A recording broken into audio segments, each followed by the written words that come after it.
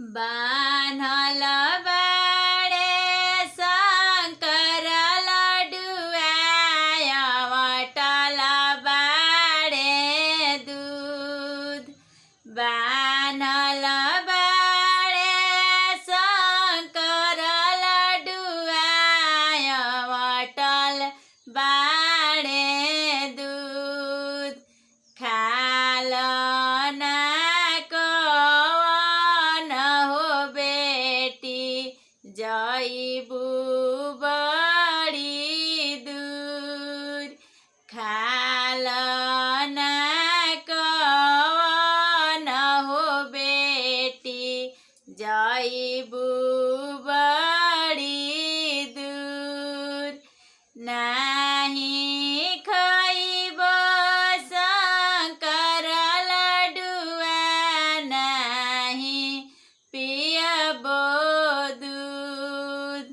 नाही खइबो शंकर लड्डुआ नाही पियबो दूध।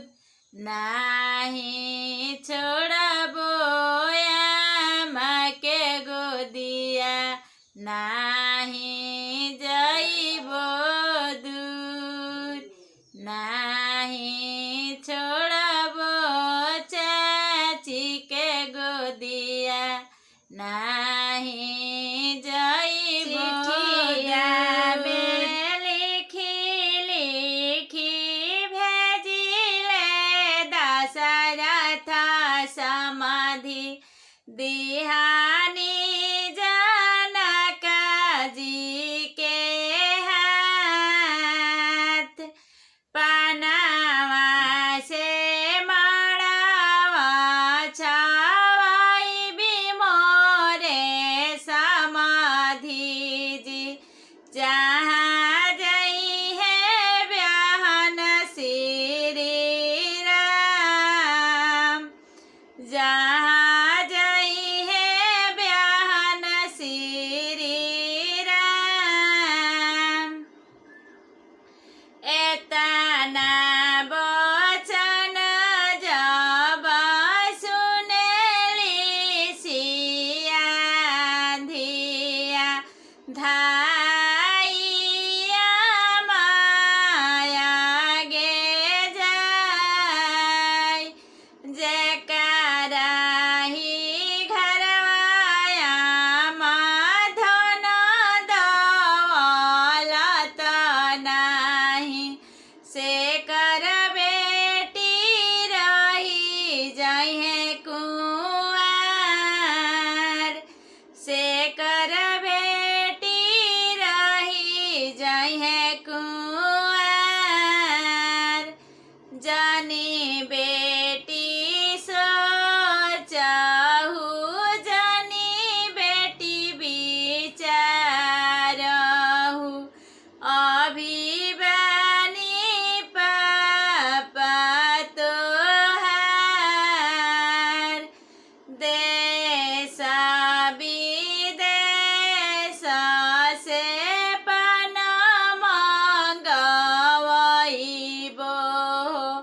पन से मारो देव छावाय।